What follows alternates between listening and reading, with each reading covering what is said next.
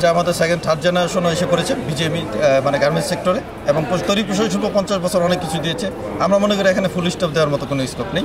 তরুণরা যখন দেখেন নানান সংকট, এখানে নানান সংকটের সমস্যা সমাধান হচ্ছে না, আপনারা সঠিকভাবে প্রাইস নিতে পারছি না, আমরা ওয়ার্কারের বেতন প্রবলেম হচ্ছে, ব্যাংকের সমস্যা, জ্বালানি সমস্যা, তখন তো অনেক জেনারেশন, নতুন জেনারেশন কিন্তু তারা এত ঝামেলা নিতে চায় না।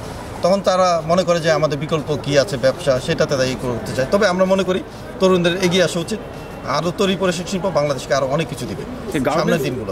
আমরা যদি দেখি সরকার এই দিকে আসলে সরকারের নজর দেওয়ার প্রয়োজন আছে কিনা? অবশ্যই আমরা বর্তমান সরকার অনেক চেষ্টা করছেন সিকিউরিটি, আমি নিজেও তাদেরকে সাপোর্ট দিয়েছি। আমরা চেষ্টা করছি মালিকরা মিলে যে সিকিউরিটি যাতে ঠিক থাকে।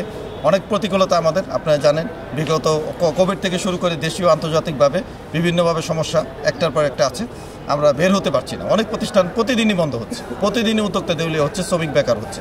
এই পরিস্থিতি থেকে আমাদের বের হয়ে আসতে হবে। বের হয়ে আসার জন্য আমাদের সরকারের কাছে আমরা বরাবরই বলছি, ব্যাংকের যে সুযোগ সুবিধা আমাদের কিছু সুদমুকুব করে বাড়িয়ে দেন, জ্বালানি সংকটটা শিল্পে যাতে না হয়, সিকিউরিটি প্রবলেম যেটা এখন মেইন কনসার্ন, সেটা যাতে নিশ্চিত করা হয় 100%। কিছুটা ভালো হচ্ছে পরিস্থিতি, আমরা আশাবাদী সামনে আরও ভালো হবে।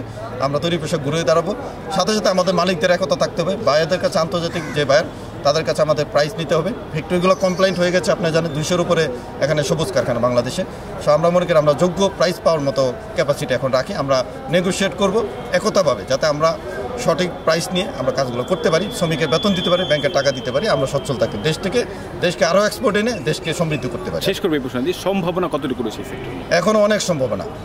আমরা মনে করি আরও 50 বছর চাইলে আমরা বাংলাদেশে গার্মেন্টস শিল্প টিকাতে পারবো, এবং সেটা হবে নতুন যুগের সূচনা। সেটা হবে কমপ্লায়েন্ট, সেটা হবে শ্রমিকের বেতনের জন্য রাস্তায় নামতে হবে না, আমাদের ব্যাংকের সুবিধা হবে, আমাদের পোর্টে আমরা সুবিধা পাবো, ফ্যাসিলিটিস পাবো, হয়রানিমুক্ত হবো। সেটা আমরা অনেক সুন্দর একটা পোশাক শিল্প দিব, সাথে সাথে সুন্দর একটা বাংলাদেশ দিব। Thank you so much. ধন্যবাদ।